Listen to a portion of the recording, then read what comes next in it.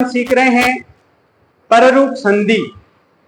नाम से ही पता चल रहा है कि इस संधि में पर रूप होगा। पर यानी बाद वाला। संधि में दो वर्णों में संधि करते हैं अपन, पूर्व और पर में। तो जहां पर वाला रूप होगा वहां पर रूप संधि होगी। देखो ये पूर्व और पर है, देखो पर वाला रूप हो रहा है, इसलिए पर रूप संधि। सूत्र के माध्यम से समझते हैं। लघु सिद्धांत कौमुदी में सूत्र लिखा है कि एंगी पर रूपम। बिल्कुल सिंपल सूत्र है, सूत्र से ही पता चल रहा है कि एंगी पर रूपम यानी इसको वृत्ति से देखें तो आद उत्सर्गात एंगादौ धातो परे पर रूपम एकादेश है चाट। क्या कहता है ये सूत्र? ये सूत्र कहता है कि आद उपसर्गात यानी वो ए जो है वो उपसर्ग का होना चाहिए, यानी उपसर्ग आद उपसर्ग के परे यानी ए वाले उपसर्ग के बाद में, यानी उपसर्ग का आकार होना चाहिए।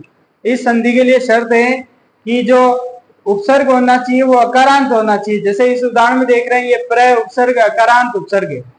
वृत्ति क्या करिए कि अकारांत उपसर्ग के परे बाद में क्या होना चाहिए? एंग आदो धातु परे, यानी परे क्या होनी चाहिए? एंग आदि धातु होनी चाहिए। एंग आदि धातु का मतलब ऐसी धातु होनी चाहिए जिसके शुरू में एंग आता है।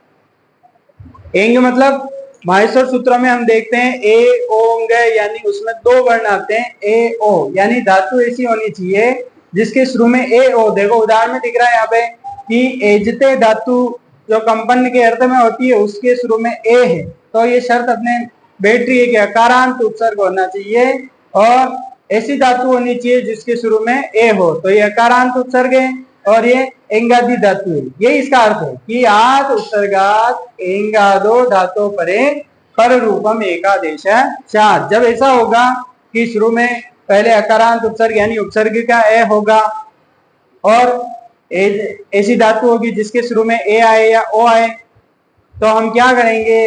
पूर्व और पर दोनों वर्णों के स्थान पर एक आदेश करेंगे। और वो एक आदेश कौन सा करेंगे? पर रूपम एकादेश। यानी वो एक आदेश जो हम करेंगे वो पर वाला रूप एकादेश करेंगे। कैसे?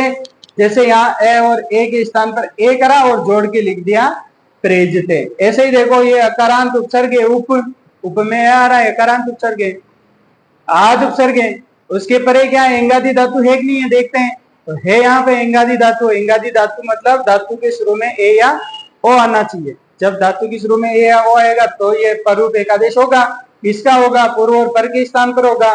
पूर्व में ए है, पर में यहाँ ओ है, दोनों के स्थान पर एक आदेश होगा। एक आदेश यानी ओ बनेगा, पररूप वाला आदेश ही बनेगा। पर में ओ ही तो है, ओ बनेगा। तो क्या बन गया? उप और ओस्ति मिलकर के उपोस्ति। फिर हमने देखा कि उपसर्ग कैसा होना चाहिए? अकारांत उपसर्ग, आद उपसर्गात होना चाहिए। तो और कौन से आद उपसर्गात है वाले उपसर्ग और कौन से हैं? तो इसके साथ हम उपसर्ग भी सीख लेते हैं कि उपसर्ग कितने होते हैं। लघु सिद्धांत कौमुदी का सूत्र है कि उपसर्गः क्रिया योगे, यानी उपसर्ग किसे कहते हैं? इसकी परिभाषा है कि ये जो पराधी है, पराधी कितने? ये वाले पराधी, ये क्रिया के योग में उपसर्ग संज्ञा शु, यानी जब ये क्रिया के साथ लगते हैं, क्रिया से जुड़ते हैं तो इनकी उपसर्ग संज्ञा होती है। यानी ये 22 जब क्रिया के साथ संयुक्त होते हैं तब इनको उपसर्ग कहते हैं। तो ये पराधी कौन से हैं? मेरे साथ सभी उच्चारण करेंगे। प्र परा अप सम अनु अव निस निर दुस दूर भी आंग नी अद्धि अपि अति सु उत अभि प्रति परि उप। इनको प्रादयः का एक का नाम बोला पर, जिसे अपन ने देखा था अयादि, तो अयादि में चार थे, अय अव आय आओ। ऐसे ही पराधी कितने? पराधी 22 है। पर ऐसे लेकर के यहाँ तक ये सभी, इसमें ऐसे वृत्ति में ऐसे लिखा उप एते प्रादयः ऐसे लिखा हुआ आता है कि ये सभी जो हैं वो पराधी हैं। ये 22 पराधी। तो ये भी याद रखेंगे कि उपसर्ग 22 होते हैं। 22 कौन कौन से होते हैं? कंपटीशन एग्जाम में पूछे जाते हैं कि अधोलिखितेषु किम उपसर्ग नास्ति, तो ये भी काम आएगा। और बाकी सभी कक्षाओं में, हिंदी में, संस्कृत में और सभी कक्षाओं में पररूप संधि तो लगी हुई है कि पररूप संधि में क्या होता है, कैसा सूत्र है, क्यों इसको पररूप कहते हैं, क्यों कि पररूप बन रहा है इसलिए पररूप। इसके बाद जब हम पूर्व रूप संधि पढ़ेंगे तो उसमें पूर्व रूप बनेगा इसलिए पूर्व रूप।